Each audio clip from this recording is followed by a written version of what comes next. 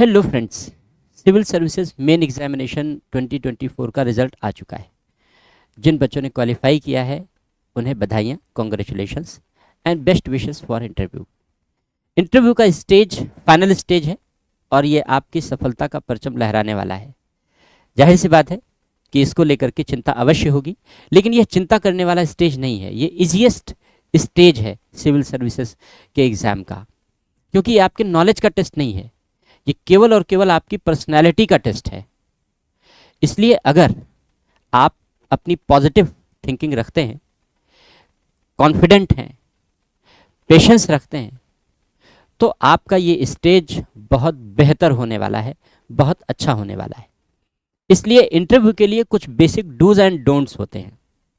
अगर आपने उन बेसिक डूज एंड डोंट्स पर हमेशा ध्यान दिया है, आपने अपने डीएफ पर वर्क किया है, डिटेल्ड एप्लीकेशन फॉर्म पर वर्क किया है, तो फिर आपको इस स्टेज के लिए टेंशन करने की आवश्यकता नहीं है। फिर भी एग्ज़ाम से पहले एक प्रिपरेशन तो करनी ही होती है।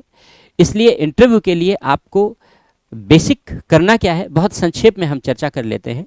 डिटेल डिस्कशन हम लोग अलग अलग सेशंस में करते रहेंगे, लेकिन एक जो बेसिक सी चर्चा है, बेसिक सी बात है, आपको किन चीज़ों पर फोकस करना है।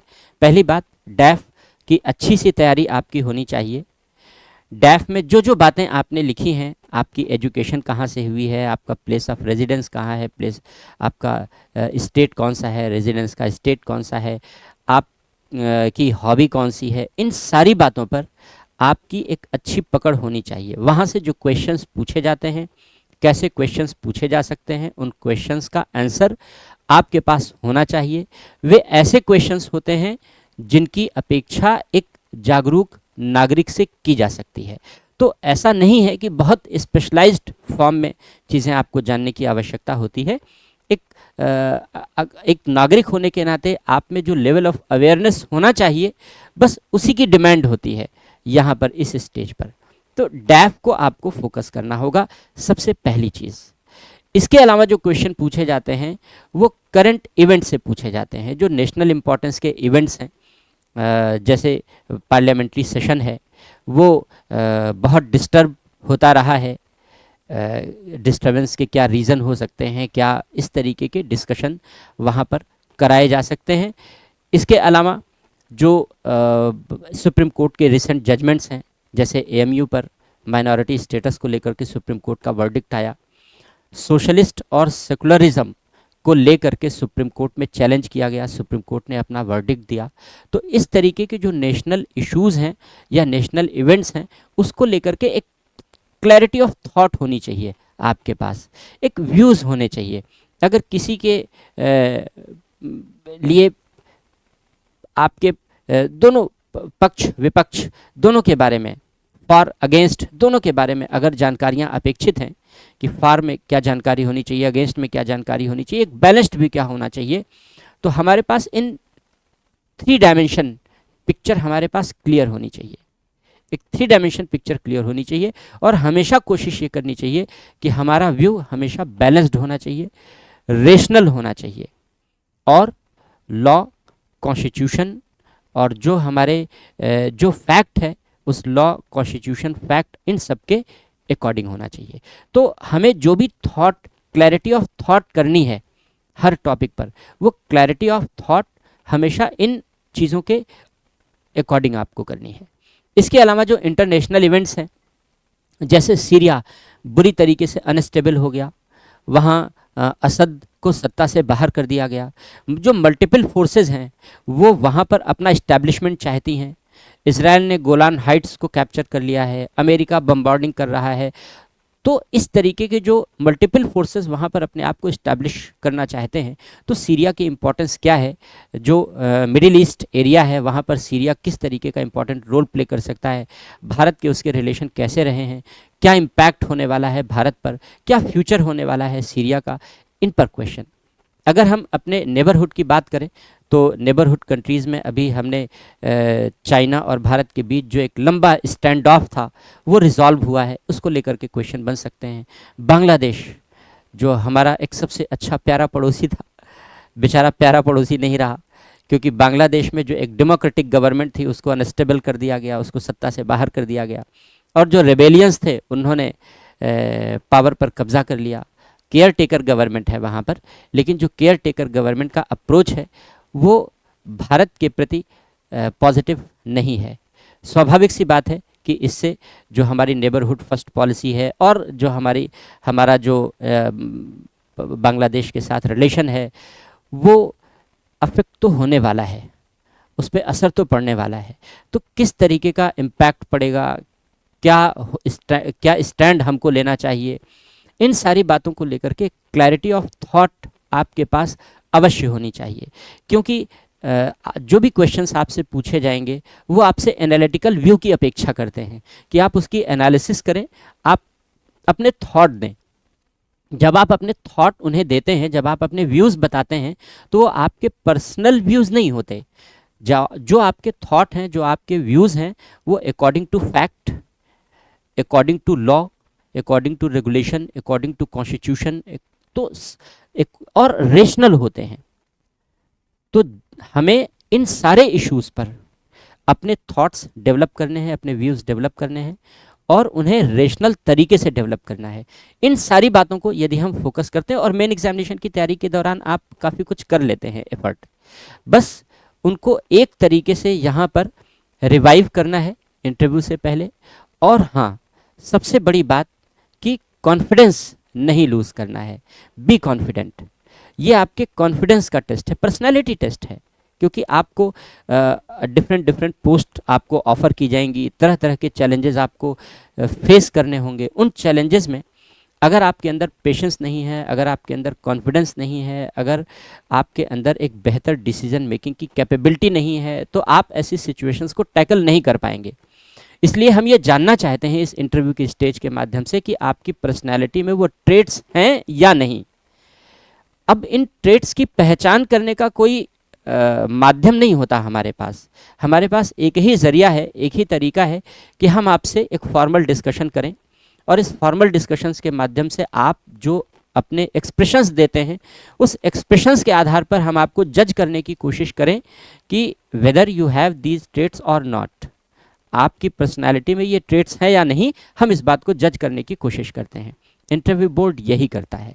तो बस हमें इसी नज़रिए से तैयार रहना है, और आपको इस नज़रिए से तैयार करने के लिए और आपकी इस चिंता को दूर करने के लिए PW ओनली IAS आपके लिए इंटरव्यू गाइडेंस प्रोग्राम 2024 लेकर के आया है, जिसमें इस बार हमारे जो बैचेस चलते हैं, प्रहार, संकल्प और सृजन, उन बैचेस से 549 बच्चों ने मेन एग्जामिनेशन क्वालिफाई किया है।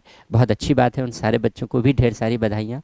तो वे बच्चे तो हमारे साथ इंटरव्यू गाइडेंस प्रोग्राम से कनेक्ट हैं ही, लेकिन आप यदि हमारे साथ इन प्रोग्राम में कनेक्ट नहीं रहे हैं और आप इंटरव्यू गाइडेंस प्रोग्राम से कनेक्ट होना चाहते हैं, जुड़ना चाहते हैं, तो यू आर मोस्ट वेलकम। कैसे आपको कनेक्ट होना है, स्कैन QR कोड दिया गया है, व्हाट्सएप नंबर दिए गए हैं, लास्ट में हम आपको शो करेंगे, आप उनसे हमसे कनेक्ट हो सकते हैं। क्या इंटरव्यू गाइडेंस प्रोग्राम के क्या फीचर रहेंगे हमारे? पहली बात यह है कि मॉक टेस्ट लिए जाते हैं, तो 1-to-1 मॉक टेस्ट होंगे, फीडबैक सेशन होंगे जिससे आपके पॉजिटिव और आपकी निगेटिव्स आपको बताई जा सकें। जो हमारे UPSC के एक्सपर्ट्स हैं, हमारे सीनियर सिविल सर्वेंट्स हैं, रिटायर्ड सिविल सर्वेंट्स हैं, जिनको इस फील्ड का एक अच्छा खासा अनुभव है, वे आपको इन सारी चीज़ों के बारे में बताएंगे।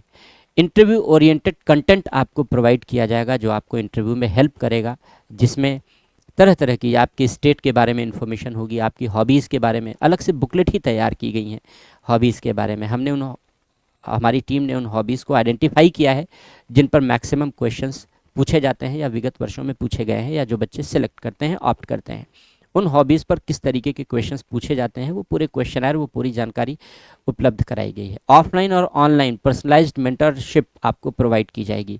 इसका मतलब ये है कि आप कभी भी हमारे मेंटोर से संपर्क करके किसी भी समय आप अपनी समस्याएं शेयर कर सकते हैं और कोई भी जानकारी आप प्राप्त कर सकते हैं, आप कोई भी गाइडेंस प्राप्त कर सकते हैं। जो पर्सनलाइज्ड DF फिलिंग है, जो डिटेल एप्लीकेशन फॉर्म है, उसकी फिलिंग के लिए आपको सारी जानकारियाँ, जो डिस्कशंस हैं, जो क्वेश्चनर्स हैं, वो सारी बातों के लिए आपको यहाँ पर जानकारी उपलब्ध कराई जाएगी। जो 20 ओरिएंटेड सेशंस हैं यहाँ पर, आईजीपी ओरिएंटेड सेशंस हैं, गाइडेंस प्रोग्राम के, इंटरव्यू गाइडेंस प्रोग्राम के सेशन हैं, वो 20 सेशंस आपको प्रोवाइड किए जाएंगे।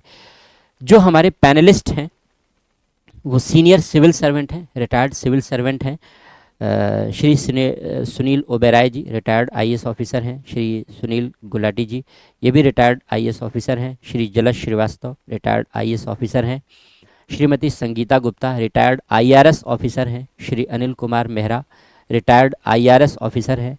और श्री डीएस मलिक जी ये भी रिटायर्ड आईआईएस ऑफिसर हैं। तो एक सीनियर सिविल सर्वेंट्स का, जो एक्सपीरियंस्ड सिविल सर्वेंट्स हैं, उनका एक पैनल है।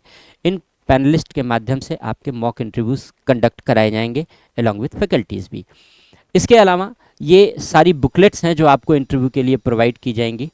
IGP an art of interview booklet, overview interview के लिए जिसमें मेंशन किया गया है वो बुकलेट आपको दी जाएगी। करंट अफेयर से रिलेटेड बुकलेट्स आपको प्रोवाइड की जाएंगी जिसमें जो नेशनल इंटरनेशनल इवेंट्स हैं वो सारे डिस्कस होंगे। इसके अलावा जो PYQs हैं इंटरव्यू में, जो प्रीवियस ईयर में क्वेश्चन पूछे जाते रहे हैं, उन क्वेश्चन को अगर उस तरीके के क्वेश्चन रिपीट होते हैं, हाउ टू आंसर, इसके बारे में आपको इन्फॉर्मेशन प्रोवाइड की जाएगी। Case study based interview discussions होंगे, क्वेश्चन एनालिसिस होगी। केस स्टडी का अर्थ ये है कि अगर आप इस तरीके के क्वेश्चंस पूछे जाते हैं कि आपको यहाँ का डीएम बना दिया जाए, आपको एसपी बना दिया जाए और ये सिचुएशन आती है, हाउ विल यू टैकल, तो इस तरीके के जो क्वेश्चंस हैं उनको कैसे आंसर करना है, उस तरीके की एनालिसिस आपके साथ की जाएगी, आपको गाइडेंस दिया जाएगा। IGP know your state, IGP know your hobby, इस तरीके के बुकलेट्स तैयार की गई हैं आपके लिए। डैफ FAQs जो डिटेल्ड एप्लीकेशन फॉर्म के फ्रीक्वेंटली आस्क्ड क्वेश्चंस हैं उनके बारे में जानकारी दी गई है।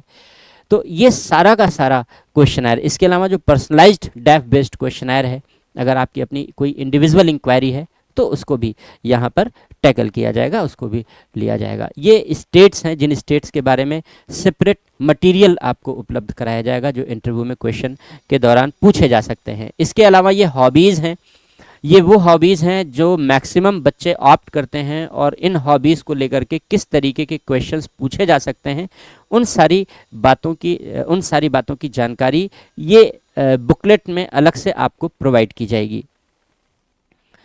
ये इन्फॉर्मेशन दी गई है कि अगर आप हमारे आईजीपी से जुड़ना चाहते हैं तो आपको व्हाट्सएप नंबर दिया गया है, QR कोड दिया गया है। दिल्ली में पटेल नगर में PW ओनली IAS का सेंटर है, वहाँ पर ये इंटरव्यू के सेशंस कंडक्ट होंगे, मॉक इंटरव्यूज़ कंडक्ट कराए जाएंगे।